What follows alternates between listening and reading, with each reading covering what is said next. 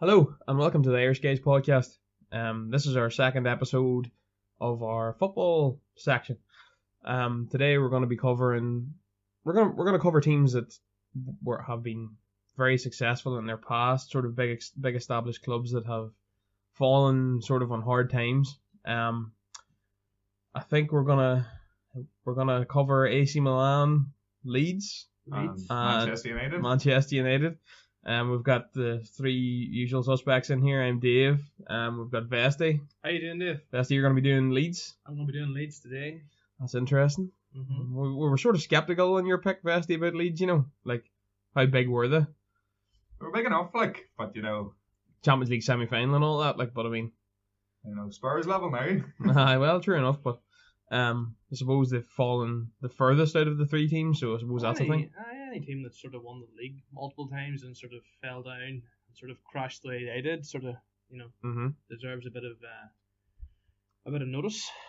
And Dev, we've been debating about where we're gonna put Crippy on this one, because we were thinking about go at the start or go at the end because he's a Manchester United fan, and I'm jumping straight in. We were sort of thinking, do we get ours out of the way early and then let him go nuts for the last 40 minutes or something? I'll not take up all the time, just a lot of it. And I myself, I'm gonna try and do a bit of AC Milan, go a wee bit continental. So, does anybody want to start? Are we gonna go with you, Dave? Let us lead the way. I'm gonna start off. So, as you had mentioned, Dave, I'm doing Manchester United. I've been looking forward to this. It is a bit of a shit show. But so yeah, I'm going to be covering Manchester United. I'm going to start off sort of what has went wrong. Well, it all sort of, the downfall on the pitch anyway began in 2013 when Ferguson and David Gill both left Manchester United. But the issues have been going for years before that. Currently at the minute, Old Trafford's falling apart. The roof is leaking. The inside needs a major fix-up. The training pitches are in horrendous shape. Sounds like a plumbing issue. Well, this is going to be absolutely golden here. And, the key perpetrators of this is the Glazers, who have no interest, in the club or football matters. They just want to take their money and run. Fan chants and revolts every game against Woodward and the Glazers. I don't know if you've seen there, but did you see yesterday? House got attacked by a group of hooded United fans. I don't condone that at all. No. That's a bit much. That's a bit much. He's, a member of staff at the football club. No matter how bad things get, you shouldn't be attacking someone's house. I heard planned protest for a 58-minute walkout or something. That's this weekend. We're going to be Wolves, isn't it? Wolves, yeah. 58 minutes in, there's a planned walkout where the place is going to empty. I mean, it's clear the fans are done and fed up, and I fall among that there. The Glazers and Woodward have seen the club collapse. A bit of background, tell them, Ed Woodward was an investment banker who worked for JP Morgan. JP Morgan. Them are bankers, boys. Oh, them are bankers. They're something that rhymes with bankers. But he was in their international mergers and acquisitions team. He was actually the main advisor for the Glazers takeover for 790 million, despite fan protests. The protests were because the Glazers had taken out £540 million worth of loans against Manchester United, using them as sort of collateral. That was in 2005. Yeah, for the purchase? Oh, yeah. They've since drained over £1 billion out of the club in interest fees, refinancing, and then penalties against the Glazers because they're... That's crazy. Oh, aye. That's a serious amount of money. Yeah. I mean, it's absolutely crazy. What other owners in the Premier League have come in and just completely drained the club finances in that sort of a way? No. It's Man City's pumped $1 billion in, and City has pumped $1 billion in. What do you call him? Abramovich at Chelsea's pumping money in, and the Glazers have come in, didn't even have the money to take over the club, and just pumped the club. They took over Manchester United in 2005 when they were debt free, and now they're in serious debt. But apparently it's not a bad thing to function on debt as a business. I'm not any business expert, but functioning on debt's not a bad thing. But it's just the fact if there's going to be a club in debt, that Manchester United can handle the debt. You aren't in trouble. No, it's not trouble, but it's it's the lack of production probably on the pitch, and then sort of the money that they're taking out for dividends and stuff and all that. Aye. So it's a culmination of things. Like, it's more frustration and them not properly investing, so fans are frustrated, and everyone's frustrated. They're done with them. Like, they're done with Ed Woodward. They're done with the Glazers. Yeah. Like, after advising the Glazers for the takeover, Woodward was appointed the chief of staff and the commercial director for Manchester United. Yeah. Now, I have to say, Woodward is a decent commercially. From he's taken over, he's got over 70 official sponsors and partners brought in. Like, he's brought in, United now have their own official tire sponsor, their official, mattress and pillow sponsor, and anything and everything. Liverpool are going that way too. Fox Sports, and so he's done a good job on the commercial side, but he only cares about making money. There was a quote he had that he says, "Playing performance doesn't really have a meaningful impact on what we can do in the commercial side." Sorry. Yeah. So unsurprisingly, that didn't go down well at all with United fans. No. Basically what he was saying was, they're there to make money. The size of the brand isn't affected by results. The performance on the pitch. They don't really care. As long as they're making money, the club's still making a lot of money. It's still one of the richest clubs, or the richest club in the world. The Glazers and Woodward are happy enough. But you worry about, like, sustained feelings on the pitch, then leading to it took. Oh, well, that's my next point, because the commercial revenue has flatlined over the last 18 months. For the first time since Woodward has taken over, it's stopped rising. It's flatlined. At the minute, Liverpool and Man City could overtake United in commercial revenue for the first time in Premier League history. Both teams are rising in commercial revenue, whereas United have flatlined, and if it keeps up like this here, Well, this is what happened with Liverpool. Like, it did take the guts of, I know there was the Hicks and Gillette factor in all of this, but it took, 15, 16, 17 years from the sort of turn of the Premier League for this to catch up on Liverpool, not, lack of sustained success. That's it. And then eventually caught up with them. Like. Oh, aye. Plus the amount of money you make for just simple things like getting into the Champions League and things. Yeah. I think Liverpool made 180 million over the course of the last 2 seasons just from Champions League football. Aye, that's it. Plus the TV. Obviously reaching 2 finals, obviously, but I mean, progression in every round. Because I think the club's biggest outlay is usually wage bills. So, if you can cover that wage bill, primarily with just one competition, then you have maybe like TV sponsorships or, Premier League money and all that sort of carry on added on to that, then you're operating in a plus, So. Oh, aye. Another actual interesting fact that is in a November conference call that Ed Woodward had made with the New York Stock Exchange. He admitted that United's debts have rose 140 million from the previous year. So instead of the debts getting closer to being cleared, they're rising. It's... Well, that's the thing. Like, if you're playing... I know that you were in the Champions League last year, but you've been in and out of the Champions League. Apparently, there's quite a disparity between, Europa League football money and Champions League football money. So that's a major player, because I think every Premier League team splits the TV money equally. Oh, aye. Yeah, unlike La Liga, where it's Barcelona and Real Madrid. Yeah. So you aren't gaining financially, then you are losing money because you aren't competing in the Champions League and getting to later stages. Oh, and not every year. True, And on top of that, Glazers and Woodward, as you mentioned earlier, are still taking their yearly dividends out of the club every year instead of using the money to help stabilise the club. I don't even think United fans would be as angry, if they, were trying to stabilise the club and then maybe started making their money from the club. But the fact that they've pumped the club in with this much debt, they don't care about anything on the football end. And I mean, Woodward owns 10.8 million's worth of shares in the club. He still takes his dividends every year. Despite being the highest paid director in the league, he took home 4.1 million in salary last year. He still takes his dividends on top of that.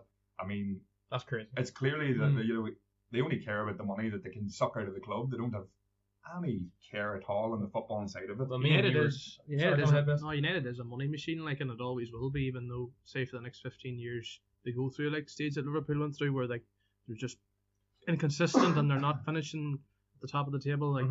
United will always generate money, but it's just the principle of it. It's me and Kirby were saying there the other night. We were coming in the road from Tom's house, and we were saying, obviously me and Bestie are, NFL guys, will be on NFL pods that we do pretty much. The Glazers own the Buccaneers, and the Buccaneers are a badly run franchise too. They won a Super Bowl in the early 2000s, and since then have been Oh no, was it maybe the late 90s? I can't remember. Gruden's team. Gruden's team, I moved from the Raiders. But the Buccaneers have been a disaster too. Like, it's been the Falcons and the Saints have dominated that division for the last 15 years. Panthers as well, obviously, and there's 4 teams in the division. I'm sure, like, I haven't looked a lot into it, but I'm sure the Glazers are exactly the same with the Buccaneers, where they're happy enough just to sit back, take their money, and even as a comparison for your man Kroenke that's at Arsenal there, Kroenke has got obviously the bad reputation from Arsenal fans and all, but even at that, the Rams had to move stadium, and he's building a brand. I think they're obviously splitting the fee or whatever, probably with the Chargers. They're moving in together into the stadium, but he moved a new stadium and they've got to the bowl. They've got to a Super Bowl. And that's the comparison. And like, even around the Premier League, like, the owners, like, you look at your owners, they come in, they stabilised the club, got the club out of debt, and then started investing money into the club. Got a lot of stick too, obviously, but early on, because they were selling their best players, but they were selling players to stabilise the books. Like, we balanced the books before we ever started investing. And that's the way it should be. The Glazers have been there from 2005, and they haven't even got close to balancing the books. Even the I know it's been talked about a lot, but the Coutinho deal and letting them go, and then using apparently all transfers are paid in installments anyway, but if you know that you have this amount of money coming in, then that basically cover the Alisson, Virgil van Dijk fees. That's it. Sensible, and for men that are money men too, but they're probably just using it as a cash cow more than anything else. Yeah. But then Woodward's role actually expanded, obviously, in 2013, where he became the director of football, just ahead of everything at Manchester United, which is an absolute joke, because the man was an investment banker. What's he know about football? Like, might have played in our Football Manager one evening and thought, I could do this, no bother. I mean, don't we all? Football Manager diehard right here. There we go. It's just a joke. Like, Ed Woodward has spent $840 million in the last 7 years across 4 different managers, and does the team look like it? Yeah, the team currently has the second highest wage bill in world football, and I mean, how does that team, the second highest wage bill you would think would be one of the best teams in world football? That team's struggling to be in the top 10 in the Premier League. Like, I seen a breakdown of your wages, and you don't know which one's the worst. As you go down the list. We're giving new contract there to Juan Mata, and I don't mind Juan Mata, but although he has fallen off a cliff, with form-wise. He's old. He's old, that's it. Uh-huh. But I mean, $140,000 a week for Juan Mata. Are you serious?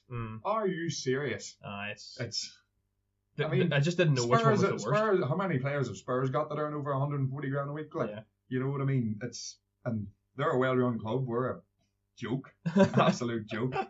And we're going to be here for the next 45 minutes talking about Manchester United. We invest, you might get a 5 or 10 minute slot at the end. We'll maybe do this for Leeds and Nice Milan another day, Dave. We'll do it now. In Moyes' first season in charge, they were linked with the likes of Ronaldo, Fabregas, Thiago Alcantara, and Lewandowski, and then ended up just signing Fellaini. I mean, how embarrassing is that? Ed Woodward going around flirting with all these world-class players, and then, in the final day, just throws his money at Fellaini because, you couldn't get anybody else in. I know we'll probably end up talking about it a wee bit on down the line in your breakdown there, but you never like linked and then the deal's done and it's just done. It'll drag out. You've been linked with Bruno Fernandes since last summer, and it's now today's the 29th of January.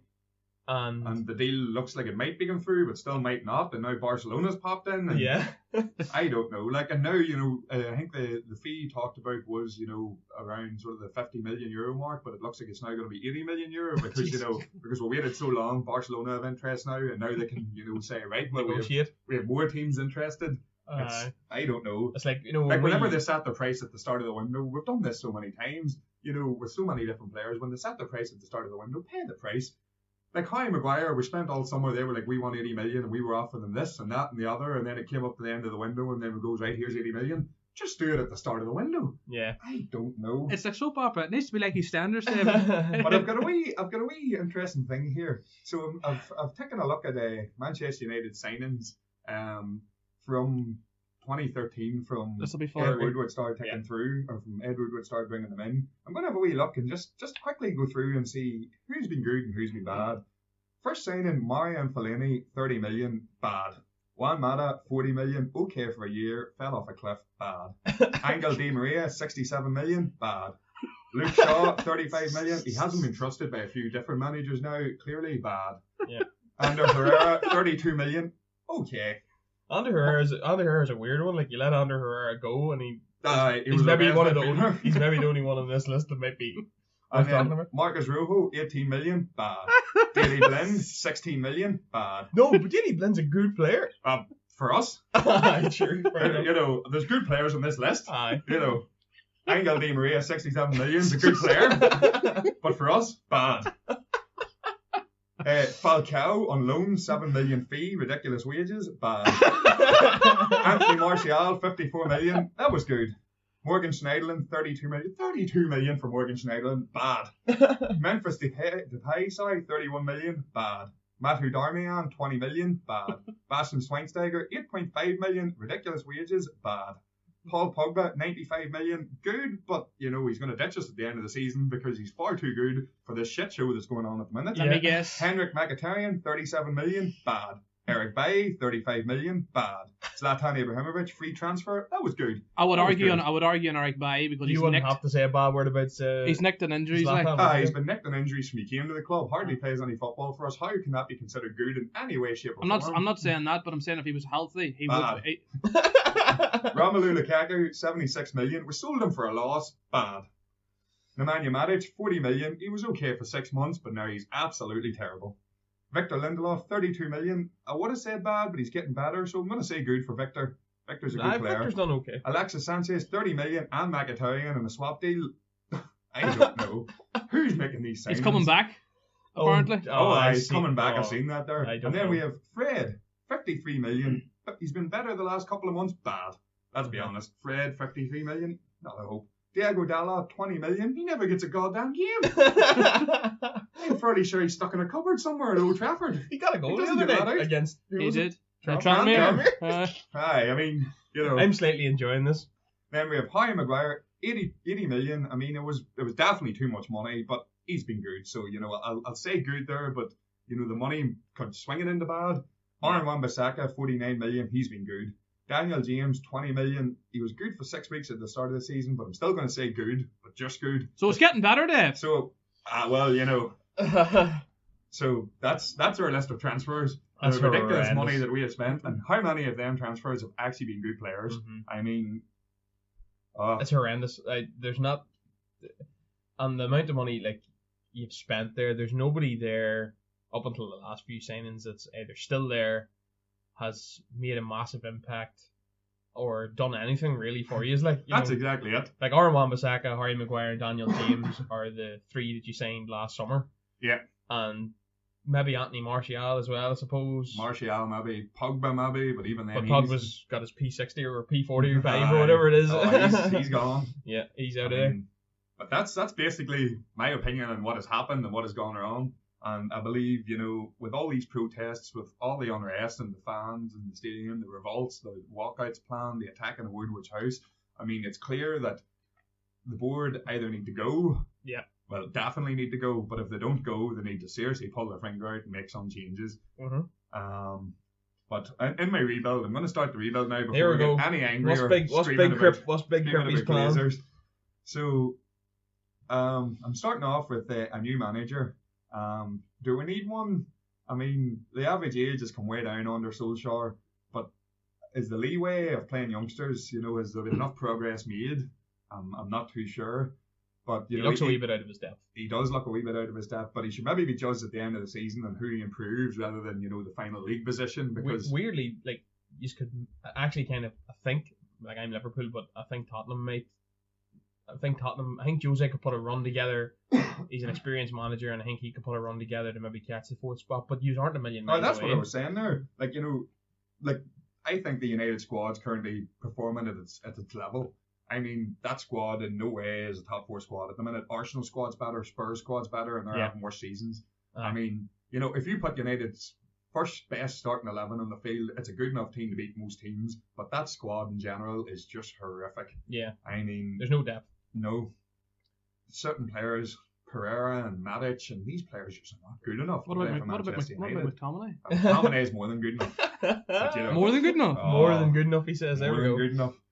But, the signings haven't been good enough. Like, here's one. If you give Klopp or if you give Pep Guardiola that squad, are they going to do any better? Yes.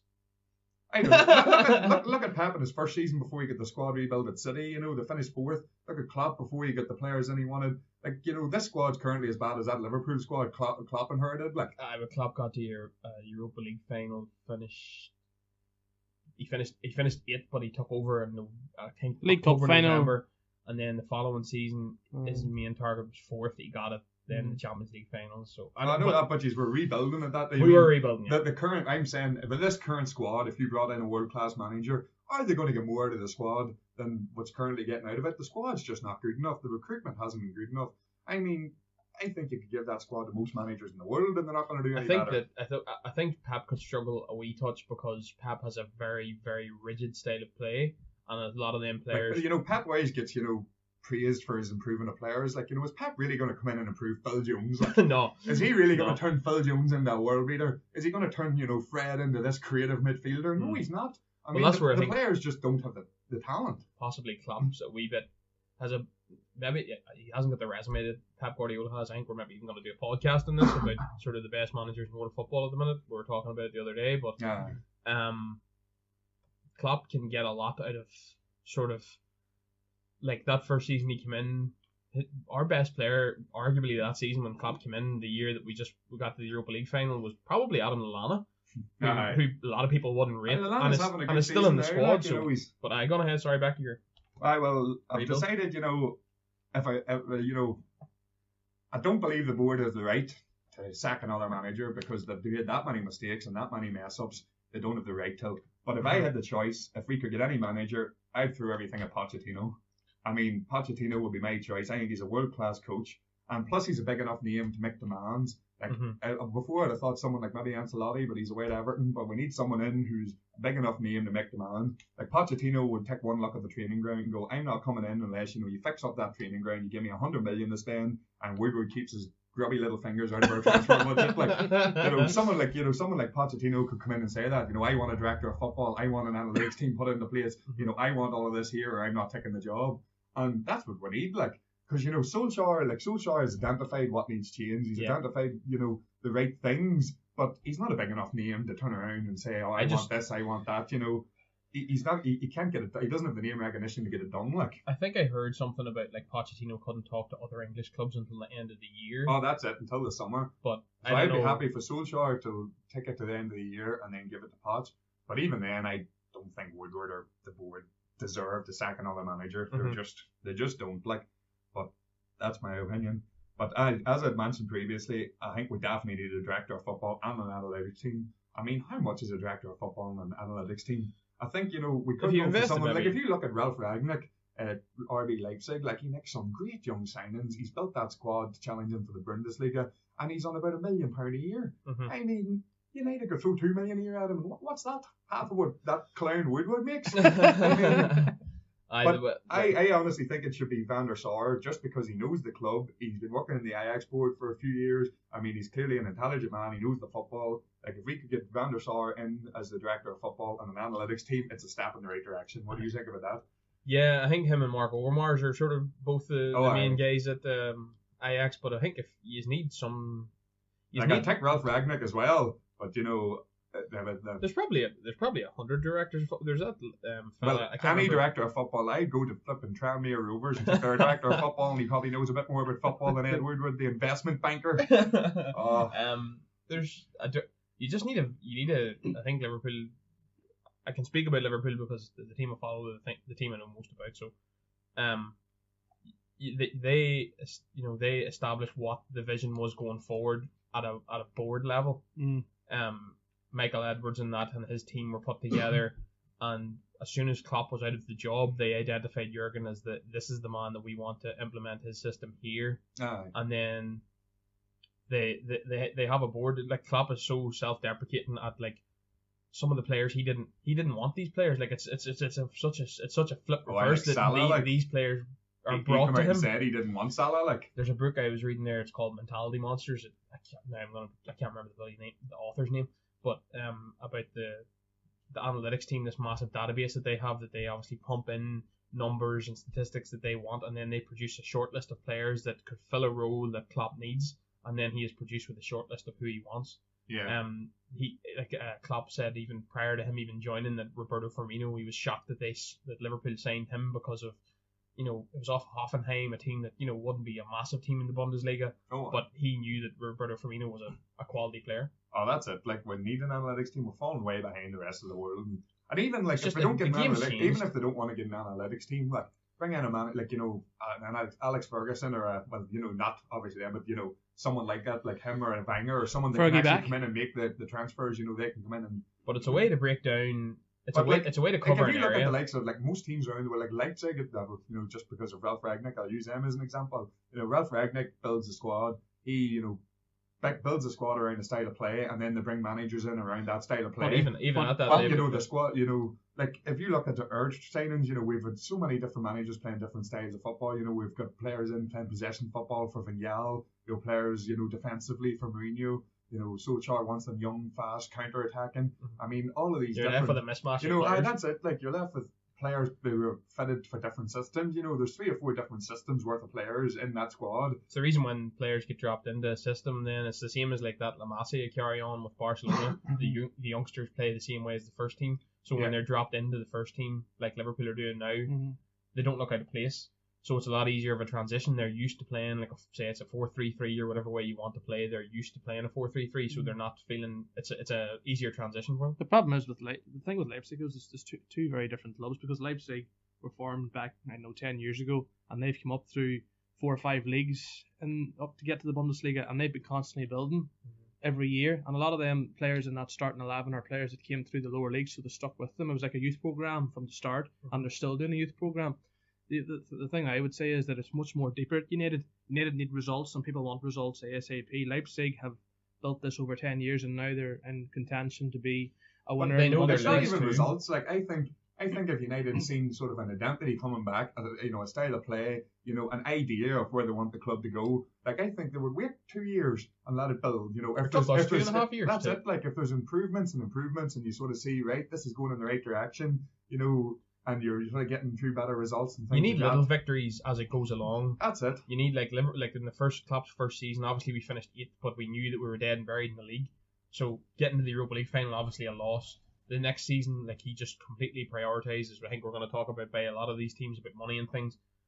Champions League football is a big priority. So that has to, like, if I was Solskjaer, I'd be saying my one and only goal this year is get United back into the Champions League, and the following year get them back into the Champions League. Oh, that's it. That's 100% it. Like, you need that money. You were saying there that that United, they expect a certain level of success, but I don't think anymore. Like, I don't think any fans silly enough to think, right, next year we're going to win the league, because there's no chance we're going to win the league for the next 3, 4, 5 years. No, that's fair. At a minimum, like, I've made this point to you guys a couple of times before, like off air. I wouldn't be against the idea of a season without European football, to just get a team that can play together and learn a system together without the pressure of having a depth squad to try and play on the Wednesday, play on the Saturday. If you had Leicester sort of vibes, like, just get a season in the Premier League. Don't worry about Europa League football or have the pressure of the Champions League whenever you haven't a squad that's capable of playing twice in a week to be competitive. Have a full. Like, if you don't make the Champions League this season, fair enough. I wouldn't care if they got knocked out of the Europa League or didn't make the Europa League. It's like, say for some reason we finished 8th or 9th and you missed out in both European competitions. I'd be okay with that. If you get a full season of, like, we play in the Premier League and you get a chance to get a good team to work together, play together, and then maybe make a run for 4th, and then constantly build slowly. That's what, we need to build, and that starts with bringing in a director of football with a vision for the club. Like, and Edwin van der Sar, Ralph Rangnick, there would be my two choices, because they've a proven track record of bringing in young players, which is obviously what United want to do in this rebuild. Bringing in young players, building a young squad, finding talent from around the continent, not necessarily, playing the English premium. Yes, exactly.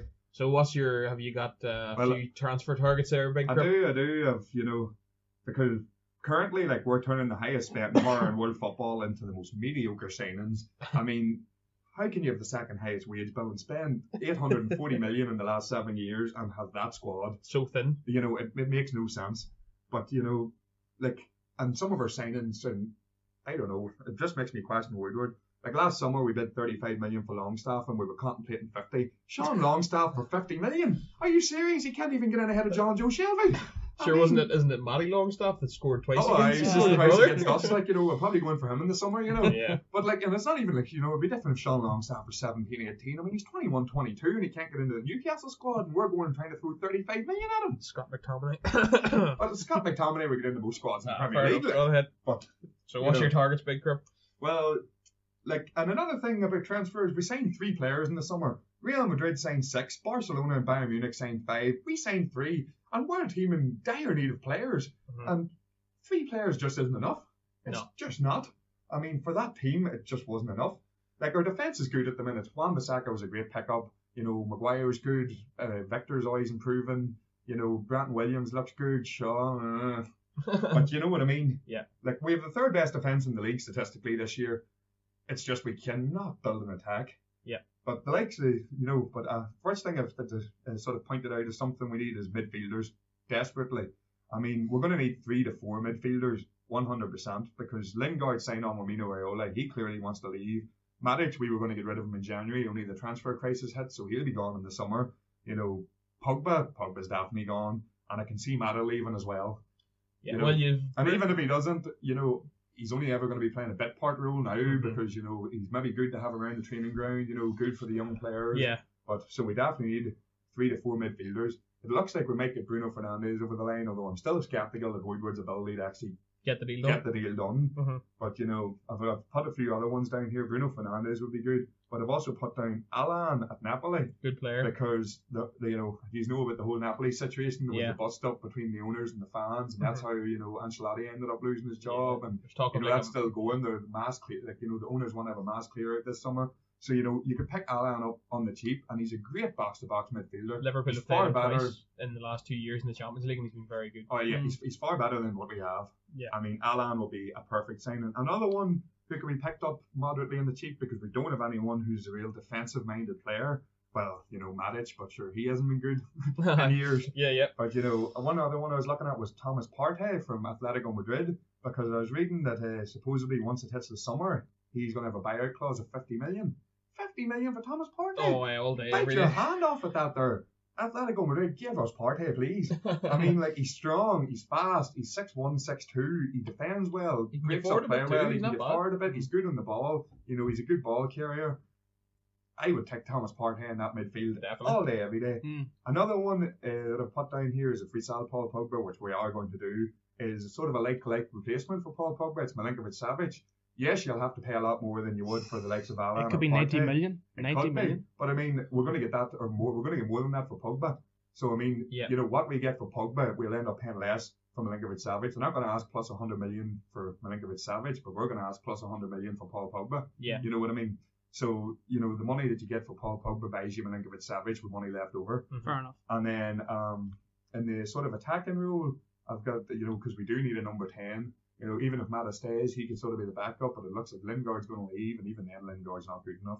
But I've put down James Maddison because he's a good creative player. Yeah. But that could be an expensive one. But for one that might be slightly cheaper, and he's got better numbers this year, coming out of Italy, Pellegrini at Roma, I think could be a... That's an interesting one, alright, like, and you'll not have to pay through the teeth. Oh, yeah, you know, he'll be expensive, but he won't be. He'll be nowhere near. James Maddison expensive. James Maddison could be 80-90 million. Yeah. Whereas, you know, you could probably get Pellegrini in for 45-50, and he could give you the same output. Yeah. Of course, he hasn't played in England, so it's hard to know. But you know, his numbers are ridiculous at Roma. I also believe that we need a centre half in because, you know, I like our centre half pairing of Maguire and Victor Lindelof. But, you know, when you look to our backup, you have the always injured Eric Bailly, and you've got Phil Jones. I mean, I just don't know how you let Smalling go and kept Jones. But I've decided to go for a young player, a player that, you know, he would probably be expensive, and a lot of the top teams are after him, so he could be hard to get in. But Upamecano. Yeah. you know, I believe would be a Arsenal great are interested signing. in McCann. I think Yeah. everybody's Everybody's interested in interested interested in But I Leipzig mean, players. he's strong, he's fast, he's good on the ball, and I mean, as I've mentioned before, with United spending power, we could outbid anyone. Yeah. You know, it's the possible. one constraint you don't have here, really, sort of in your rebuild, is the fact that United do have money. I can't sort of go and have a look at, you know, Barcelona and pluck their best players because they're not going to come. No. But, you know, the likes of an Alan, who's, you know, going to be probably leaving Napoli, you know, a Thomas Partey with that cheap buyout, you know, these are players that can feasibly come in and would come in. Yeah. And the final player, I've decided, you know, we got rid of Sanchez, although he might be coming back. And we've got rid of Lukaku, but we didn't bring in any replacements. So I've sort of brought in a player who can play anywhere, well, along the front line. He's fast, strong, skillful, and always improving, and he fits the young mould as well. Richarlison from Everton, I mentioned him in our rebuild or our 2020s podcast, yeah. Like, I mean, like, you know, he can cover up front and play through the middle. Can play across the front three. He can play either wing. You know, he's a useful player to have, and he'll be an upgrade on players like, you know, Dan James and Chong and boys that are getting minutes. And Chong and Gomez contracts are up at the end of the year, so they're not going to be around next year. So there's other players like, you know, that'll need replaced. So I think, you know, you go and you throw 60 million at Everton, you know, you get Richarlison. You know, that's a good wee spread of players there. Like, you're not going to be able to get all of them, but if you got you're not going to two, get all three, of them, maybe four of them in, you could be doing all right. If you maybe got, you know, Alan in, Thomas Partey in, and Bruno Fernandes in, or, you know, if you maybe got Milinkovic-Savic or Madison in, and you know, Bruno Fernandes, or, you know, it would be good, like, if you went after a few of them. But you know, that's sort of the players I think that, you know, no more 35 million bids for Sean Longstaff. Declan Rice for 80 million I've seen beaten around. Declan Rice is going to be a good player, but he's not 80 million, and there's better players out there for cheaper. Yeah. You know, you get Thomas Partey for half of that their price, and Thomas Partey is a better player. Yeah. You know what I mean? It's the English premium as well. You know, buying young British players is all well and good, but, you know, the price you pay for them sometimes isn't worth it. No. Like Harry Maguire is an example of that. I think Harry Maguire is a great defender, but 80 million, the most expensive defender in the world, not a chance. Not a hope. There's 10 or more defenders better than him. Yeah. You know what I mean? He's a good defender, don't get me wrong, but he's not better than Virgil van Dijk. He left Leicester, Sionchu come in, and their defence improved. Aye, you know what I mean? Yeah. You know, I would argue Johnny Evans was the linchpin in that back line, you know. Should have brought him back, you think? Shouldn't have let him go. You know, let's keep Phil Jones and Chris Smalling and let Johnny Evans go, because, you know, that made all the sense in the world. And then Man City and Arsenal throwing bids at him years later. But that's basically mine finished. And, you know, we give Dave a good 30 minutes there. we've been saying that we're trying to keep our podcast to like an hour and 15, and we knew that Dave was going to go off on United, so we let him go early. I think those stink went out of his ears there at a point. I just sort of sat back and enjoyed the... Yeah, that was enjoyable. As a Liverpool fan, I thoroughly enjoyed even as a United fan, I too enjoyed seeing Dave have a wee rant there, because he's been waiting to get a bit of a rant out on. I needed to get that off my chest, boys. You're feeling better now, aren't you? Therapy, Dave. This is therapy. Well, I've got AC Milan. So I've done a few things. So I'll give you a brief breakdown of AC Milan's sort of recent-ish past. So AC Milan's dominant period was the 80s and 90s and all the way up to the sort of mid 2000s, like our sort of era of watching football. Yeah. They were bought by Silvio Berlusconi there, you know, the Italian Prime Minister, the dodgy boy. Oh, is there an Italian that's not dodgy? Well, that'll crucify him for that there. Because this is Vesti's own ideas. There's Italians that own my club with this. There's a lot of us are Vesti's alone. Yeah, the Irish Guys podcast do not support the views of being little. Yeah, but anyway, so Berlusconi was a bit of a dodgy character, but fair enough, fair play to him. He wasn't too dodgy, I don't think. Maybe when it came to AC for at least the initial part of his reign. He bought them in 1986, and he first appointed Arrigo Sacchi. Now he's a key name. I think Klopp's mentioned him, and a few other managers have mentioned him as sort of an inspiration as their coaching. But he's key to the later point in my rebuild anyway. He was followed up by Fabio Capello in 1981, and then Carlo Ancelotti. So it's kind of the who's who of managers there. And this 20-odd years from Berlusconi bought them in 86, they won 7 Scudettos and 5 Champions Leagues, so it's pretty that's pretty good going. Like at the same time too, they're the second most successful team in European Cup Champions League history, with seven titles. And in 2006, they were caught in the match fixing scandal, the one that Juve got relegated because Juve got heavily penalised. Inter Milan finished third that season and ended up winning the league because the other two teams got stripped off them. AC got deducted. AC, I think, were deducted something like 16 points, and they argued it down to 8, so they didn't get as heavy a fine, weren't relegated or anything. And I've sort of pinpointed this as the start of the decline because like they won the Champions League in 2007, and from then on it's kind of been threadbare. I know that it maybe wasn't like a direct impact, but I've sort of said since then it's kind of been downhill for them. 2010, 2011 was their last Scudetto, so their last league title, and they haven't played in the Champions League since 13-14. That's insane. So for a club the size of AC Milan, like AC Milan are guaranteed one of the biggest clubs in the world. Like even still in their down, AC Milan are hugely supported. They're the European side in Italy. Like Liverpool and United have kind of had that when you passed us for league titles. Like we were known as the European team. Juventus would maybe be a bigger. But, no, they're a bigger club. But even Juve have only got 2 titles. Juve have only got 2 European titles, and they blitz everybody when it comes to league titles. How many times have Milan won the Champions League? 7 times? 7 titles. So the second most successful team ever. Like Liverpool third, but yeah. So going into my rebuild anyway, money is the issue here. So a bit, I suppose, with your rebuild, Kirby, like United aren't spending the money, but they do have it.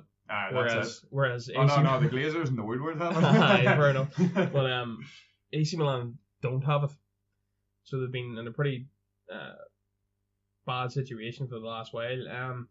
They had a net loss of 91 million euros in 2014. So 1 year they were operating, which is pretty big. And in 2015 there was a failed bid to take them over, and then in 2016 there was a Chinese investment company that bought the club. Oh, that was a joke. Yeah, it went pretty badly for them.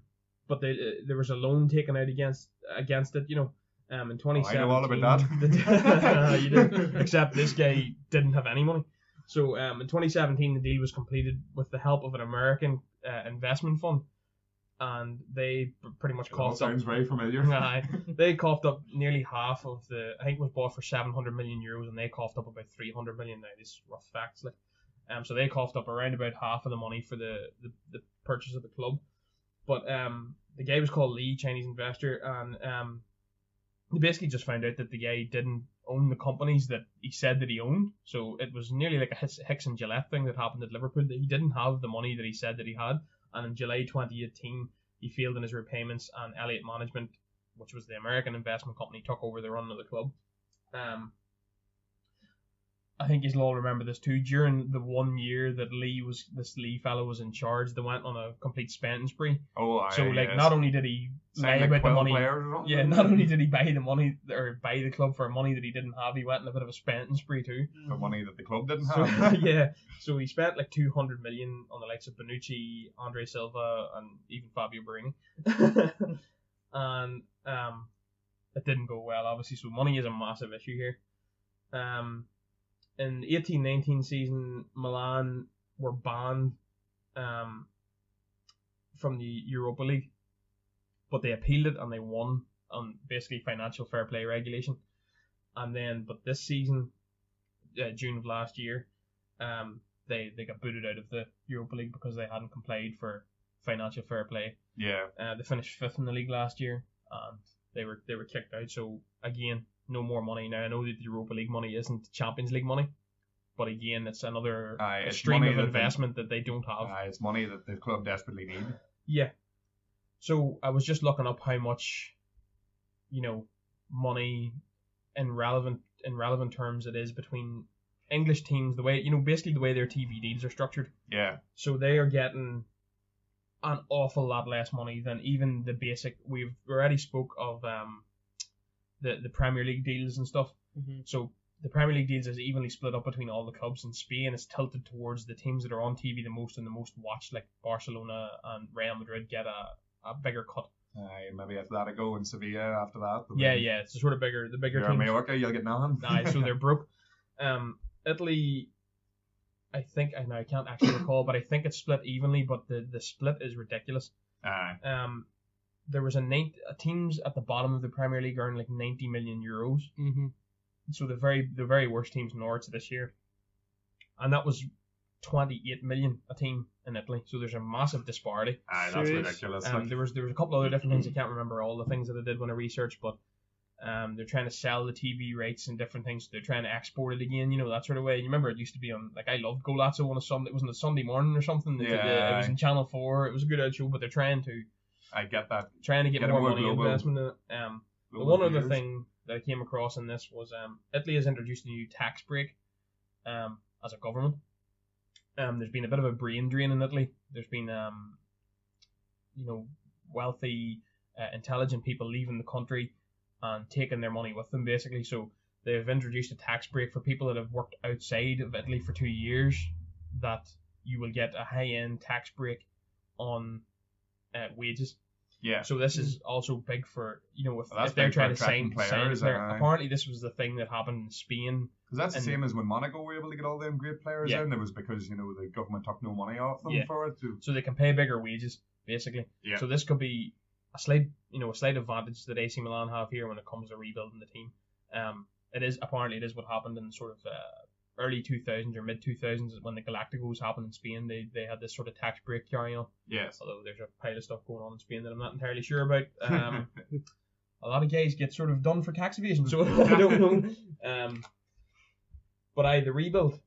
So money is the clear issue here. So any deals that I'm gonna do, I'm gonna have to try and balance the books pretty much. Oh, aye. Yeah. I can't sort of just go and sign Kylian Mbappe. That's not. That's definitely not feasible. They're already being slapped by financial fair play. So it'll have to be a sell to buy. Sell to buy. Try and balance the books. I think if you go maybe 10 or 15 million over or under or something like that, financial fair play and not be all over. You're not all over you. You're gonna have to. So any deals done are gonna have to balance the books, give or take. Marco Giampaolo was sacked this season after 3.5 months, and Stefano Pioli was the new manager. So my sort of thing here is that we've talked about it already, is Champions League money. Yes. You need to be in the Champions League to make money. That's it, especially like in Italian club like AC Milan, who's making nothing from league revenue. They have to get back to the Champions League. They have to get back into the Champions League. So a top 4 finish. They're obviously floundering this year. They're sitting, I think, as 12th or 12th. Yeah, they're right in the middle of the table. So I'm not sort of writing off this season. A little bit. We did our research a wee bit earlier than this. I think we did our research a couple of weeks ago. So there's actually been a few bits of movement and rumours and stuff that I haven't updated my notes, but I know of them as far as it's went with AC Milan so far. But they're going to have to take a look and see what they can do at the end of this season. I want to bring in... Who's the owners at the minute of AC Milan? That American investment company. I suppose they're probably just looking to offload the club, or... I don't know what way they're going to do it. Like, they own the whole thing now. They coughed up half the money for it, so they're still probably, I don't know, but they're still probably 300 odd million maybe in debt. Yeah. Along with financial fair play slapping them, along with big players that they've spent money on. So there's been loans out and things of that nature. We were a wealthy Saudi prince. Hey, AC Milan wouldn't be the... They're probably the second biggest club in Italy. They are. Like, if you go in and pump enough money into AC Milan and get them back to the top, it's them and Inter Milan, really. Like, Roma and Lazio haven't got any league titles worth talking about. No, that's it. Like, even teams, I think, like Fiorentina and different things have more league titles and stuff than Lazio and Roma, even though outside of Italy, everybody sort of looks at Lazio and Roma as a big club. But and now that Inter Milan's definitely come on the back up again. Yeah. You need There's also been talk of demolishing the San Siro and stuff too, and increasing match day revenue. But it's a big enough stadium. I think it's 80,000. So it is. Apparently, well, we'll see. But the goal is to get back into the top 4. So a manager that can work on a budget, a manager that can get the best out of his players, a manager. A manager that can get the best out of his players and maybe has experience in Italy. So I think it should be done at the end of the season. I think AC Milan should go and get Rafa Benitez. Aye, that's a fantastic.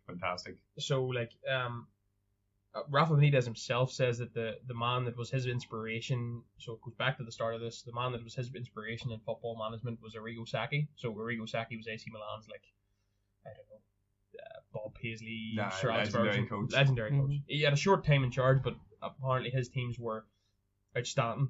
Plus, even like that style of football still works so well in it. Like, you know, Yeah. Conte is now challenging for the league title with an Inter Milan team that hasn't been up and around there in years. No. Because, you know, That defensive style tactical of football really works. Like, and until this season, Juventus had played it for years and years under Conte and Allegri and things. Like, you know, a Benitez style of football could get them back to where they need to be. Yeah, and he's had sort of, I don't think he won anything at Napoli, but he had a sort of established period of, like, I think finishing second behind Juve, pushing them very, very close to the league title, and he's experienced in Italy before, and he's that sort of that Italian defensive style of football is still alive and well in Italy, like, at the same time. So a guy that's, you know, bases his game around, you know, pinpoint coaching, defensive structure, can work on a budget, as we've seen at Newcastle.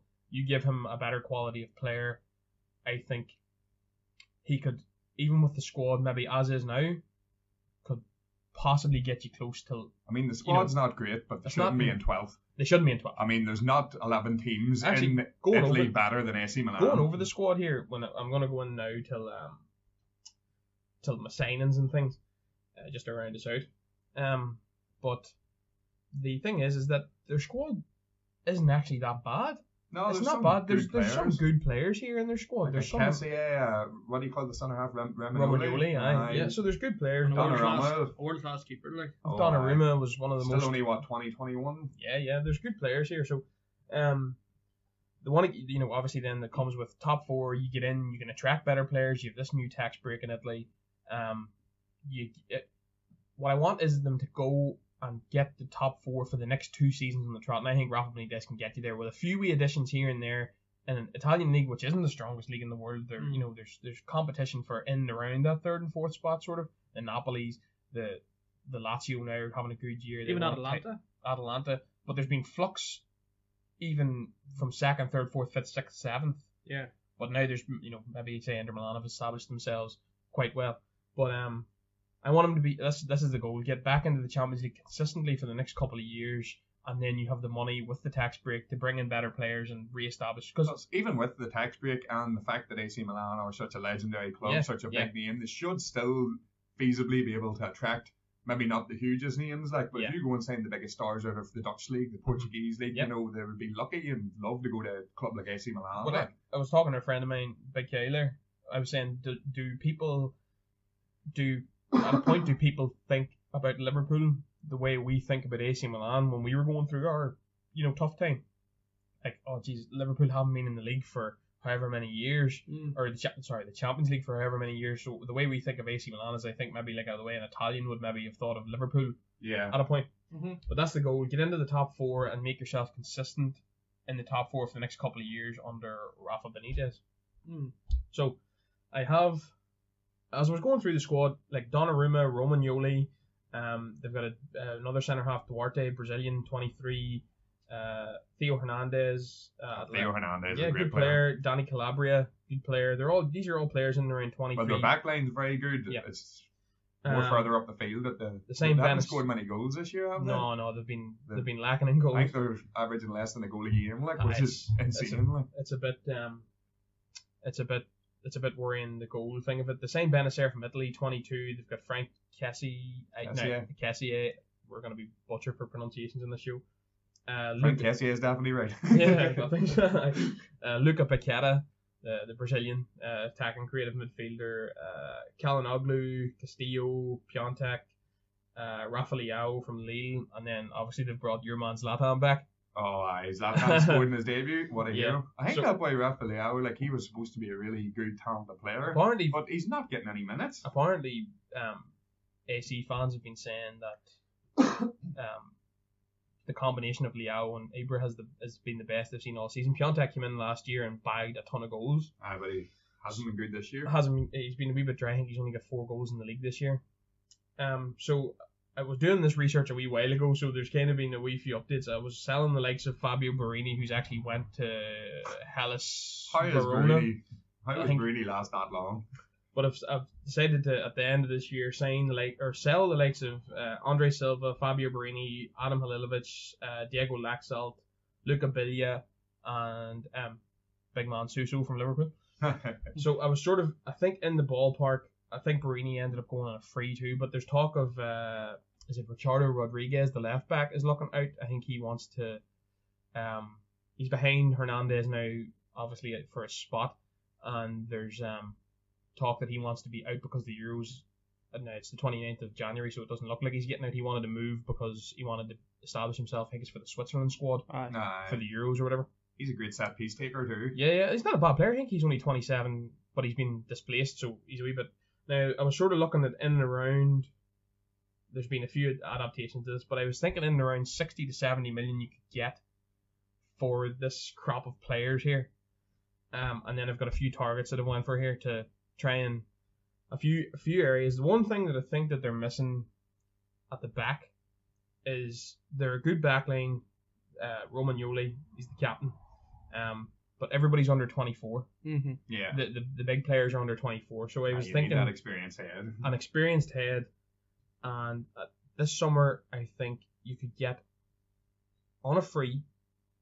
I was thinking that you can maybe sign him this month, but it doesn't look like that's going to happen. But on a free this summer, you can get Jan Vertonghen. Yeah. So Jan Vertonghen leaving Spurs, who looks a wee bit leggy now in the Premier League pace, but you stick that man in Italy, you prolong his career for maybe 2-3 years. And as I said before, I want 2-3 years of consistent Champions League football. So that's all I want out of him. Yeah. Then your Romagnolis in that are in their prime. Yeah. So Jan Vertonghen's the first one, and on a free. That would be fantastic. So that's the first idea.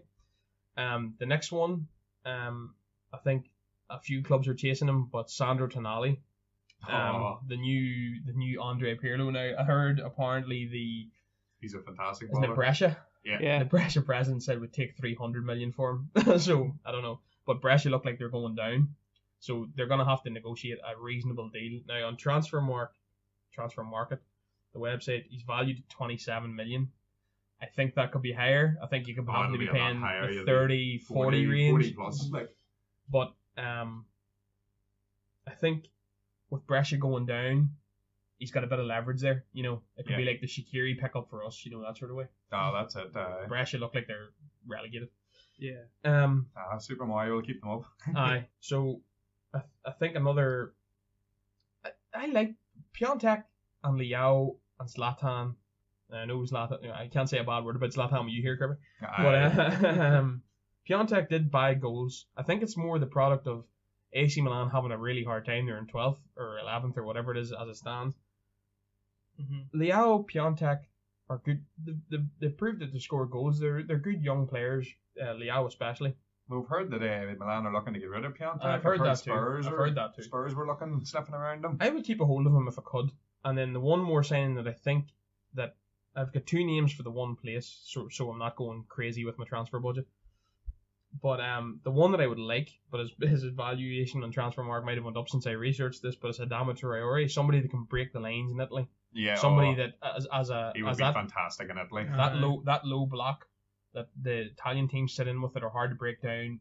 He'll ghost past players, especially that Italian fullbacks are known for being more defensively sound than maybe pacey. So if you've got somebody that's maybe lacking a wee bit of pace, like Mario Darmian was a big one that came out of Italy that was meant to be, you know, a brilliant defender but looked a wee bit lackluster for pace in the Premier League. And if you've got that versus Adama Traore, plus you would be able to attract Adama Traore if you're AC Milan because Wolves are doing well, but they're not AC Milan. AC Milan's a massive club, like. Yeah, but you would probably snap your hand off at that, like. The other one, in case Adama isn't there, is Riccardo Rossellini from Bologna. 22, he's valued at around 18 million on Transfer Market there. Mm-hmm. And he's got 5 goals and 5 assists this season so far. He's tall, rangy, kind of pacey a wee bit, good dribbler, and knows where the goal is. So they're my 3. As I said, I didn't think that it's too much to do with the actual team. I don't think the team's bad there. You've the likes of Luca Paqueta, who's creative, Frank Kessié, Benacer as a good midfield if you add. Maybe the likes of Sandro Tonali in there as well. That's a good core of midfielders. You can go like workman-like with maybe Kessié, Tonali, and Benacer, or you could go more creative against a weaker side with Paqueta and maybe drop one of the rest. And we've seen the likes of Sandro Tonali with Pirlo and that sort of deep-lying playmaker that's kind of out of fashion now in like England and stuff. Still work well in Italy because of the pace of the game. Oh, That's my AC Milan rebuild, because we're moving on. We're close to an hour here, and we haven't even got the Vesti because Dave took up good 40 minutes talking about. We should have just done a Dave special. Just a United special and let him go for an hour. But Tyrone Vesti, you're gonna go with Leeds. No, that's a good pitch to Milan. So I went for. You should be Milan's football director, Dave. You I should enjoyed be. that.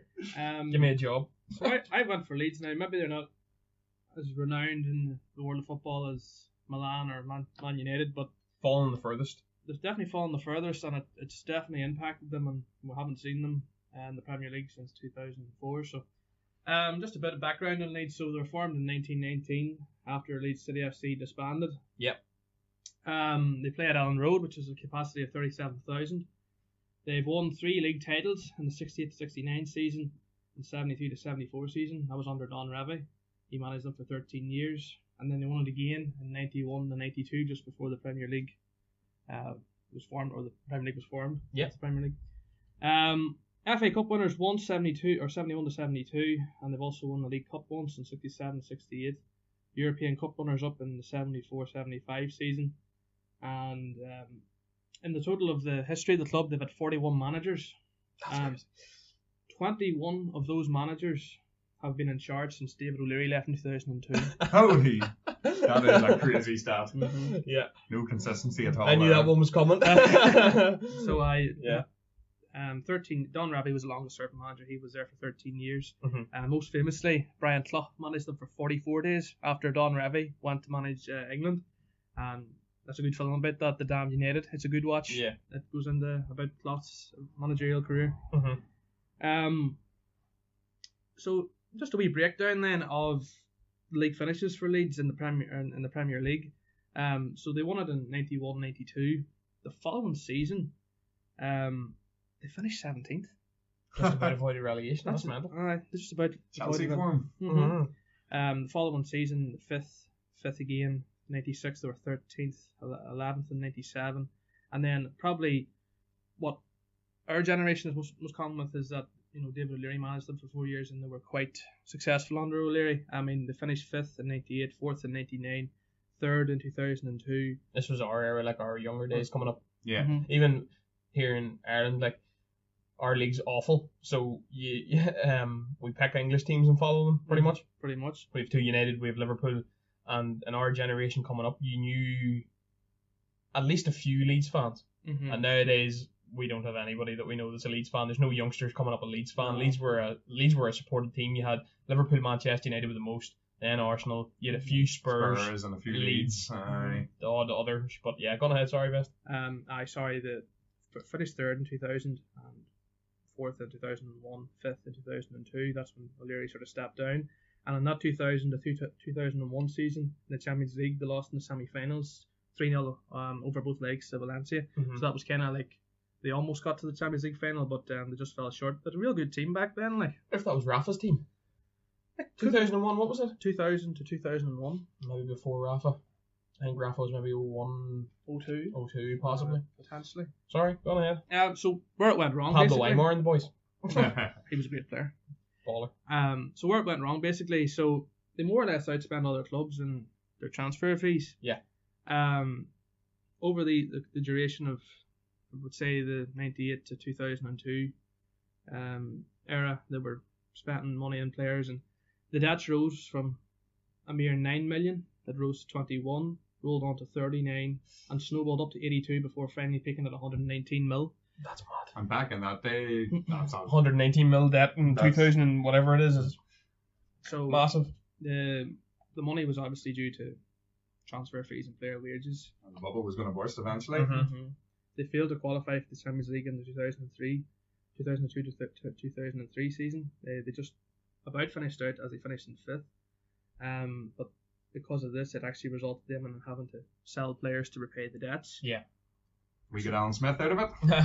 So in 2002, Harry Kuehl. in 2002, they sold Ferdinand to United for 30 million. What a signing. Bargain. Johnny Woodgate was sold for 9 million. That was the Real Madrid, wasn't it? I think it was, yeah. Robbie Keane. Did they not go Spurs first or no?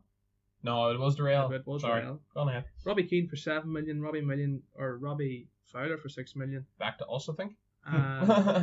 City? On City? City went? On Oh, City. sorry. Aye. Then he came back to us. So that was a total of 49 million. They bought in Nicky Barmby from Liverpool for 2.7 million and Ocon from Borough for free. So this was the start of a big Nick Barmby. this is the start of the downfall. Yeah. In 2003, now I'm going to just, I think that Harry Kewell, they sold Harry Kewell into the following year in 2003 for 5 million and Olivier Dacour for 3.5 million. Harry Kewell at Leeds was sensational. Harry Kewell was a brilliant player. When you think of him at Liverpool, he was all them players were really good players. At Leeds and even beyond. Alan Smith went to Hughes, who was a brilliant player, but then Risa broke his leg, I think, wasn't it? In that season when they sold Kewell and Dacour, they signed in Jody Morris for free, and every other player that he got in was loaned. They got Jermaine Pennington loaned, Jemana Kamara, Lamine Sago, Didier Domi, and Roque Jr. from AC Milan. So I remember watching this team. It was probably the year that I sort of watched the football the most, and I started watching football more frequently, and I remember just how bad this team was. It was a horrible season for them.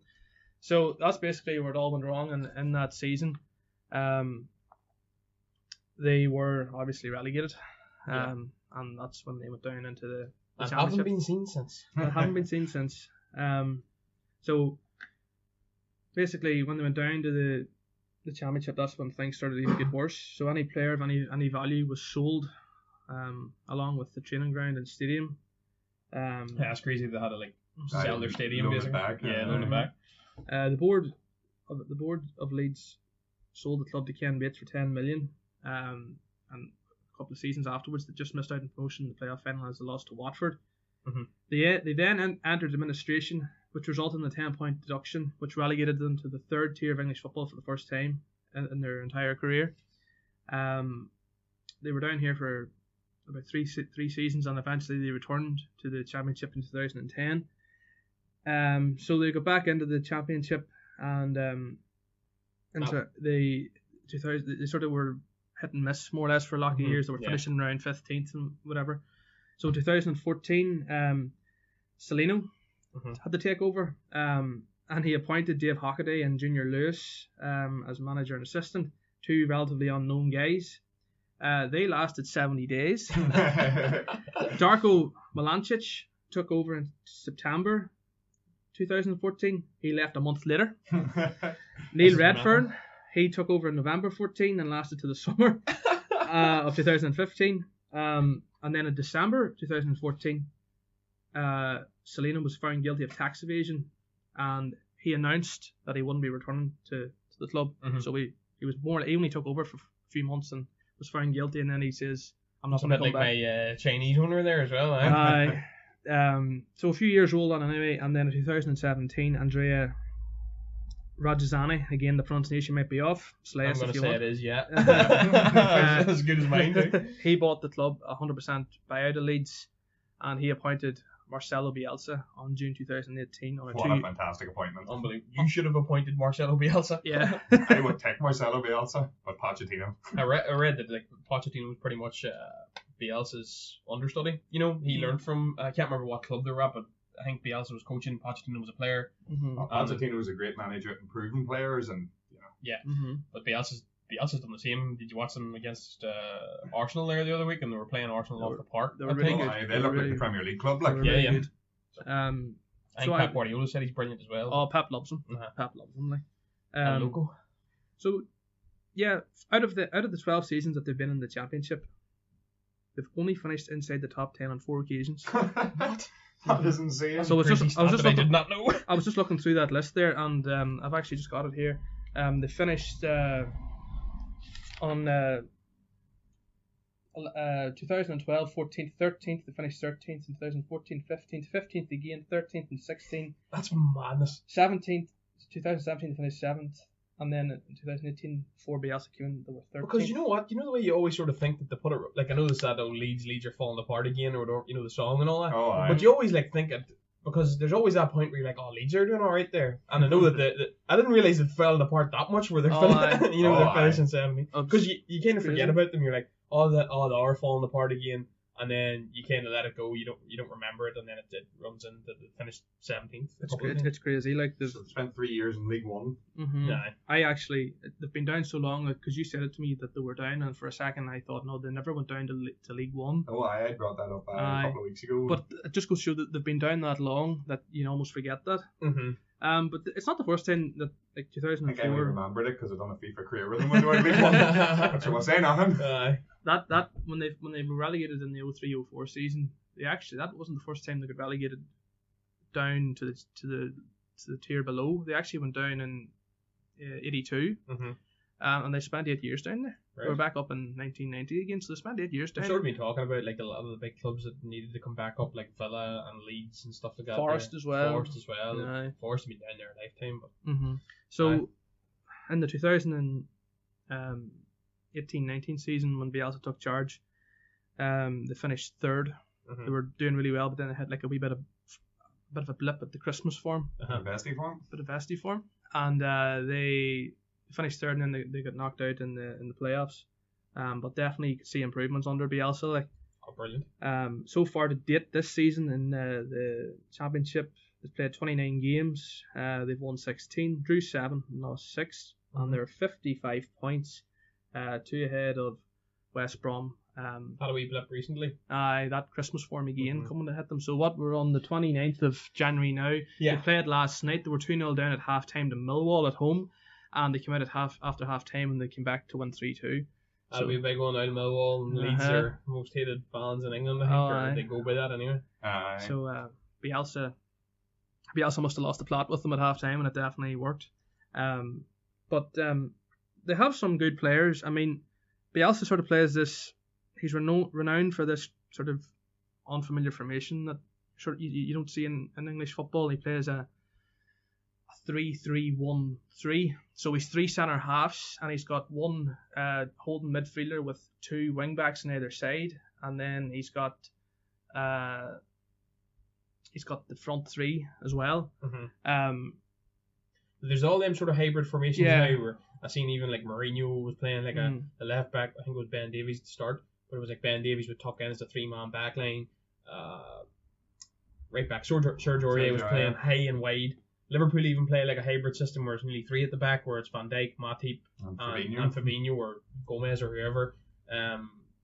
Pep plays the inverted fullback, so they play inside. They play like it's like a box 4. So they play with like the 2 centre halves as a 2, then the 2 wing backs as a 2 in a box shape in the middle of the park. I think it's apparently set up to prevent counter attacks, and then the rest are it's sort of nearly like 4-5. So it's a box 4 and then 5. Ollie Gunnar doesn't know the information. Go on ahead, sorry. He's played that on a few occasions this year. I mean, I think he said like it does take time for the players to adapt to that sort of system, and he has. I guess he's sort of worked strategically, as in some games he's just played like a 4-1-4-1 formation, just depending on the opponent, I guess, or whatever he's got available for his team. So in terms of the rebuild, now mine's kind of different from what you guys have done, because I truly believe that they look like they're on their way. And if Jurgen Klopp left Liverpool tomorrow morning, this guy would be in contention. I'd take Bielsa. This guy would be in contention, and like we would take him at United. I'd take him at United in the morning. So and he's just so well. He's really, really unknown. Like he's like across the globe of football in terms of like maybe managers and like other teams across Europe. He's really, really valued.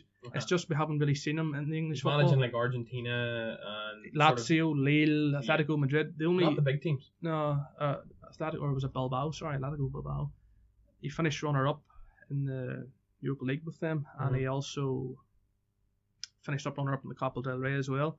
He hasn't got the biggest CV in terms of trophies won, which is unfortunate so far. Yeah. But even Klopp doesn't have that. Pochettino, and I pitched him to come to United. Is that new? Well, sorry, go on ahead. But no, I mean, like, I think in terms of just this rebuild, I'm just going to roll with it where they are now, because it looks like keeping Bielsa in charge. Absolutely. You're not sacking that. You're not sacking that man. No. In terms of some of the quality of players they've got, I mean, they've got some good quality players. They've got a good keeper in Kiko Casilla, who came from Real Madrid. They've got Jack Harrison loaned in from Man City, and he's been a bit of a figure player for them this year. A lot of players are looking at that boy Phillips in midfield. He's meant to be an absolute baller. Calvin Phillips is he's very good. I've got him down here as well. And they've got a centre half on loan from Brighton who's been getting a lot of plaudits. Yeah, a lot of plaudits because he's been putting in great performances. And I guess it's a difficult situation if he goes back to Brighton. Brighton might want him themselves. Mm-hmm. So depending if they stay up or go down or whatever. But they've got some good players, and they've also got the only problem that they have is a goal scorer this year. They've got Paddy Bamford, but he's like scored 11, 12 goals. Kelly went back. Bamford's not that great a striker. Bamford's not that good, and he's not. He's fine as your backup striker, but to be relying on him being your goal scorer for an entire season. Yeah. And then going forward into the Premier League, he's not good enough in my opinion. He's a championship striker in the Premier League.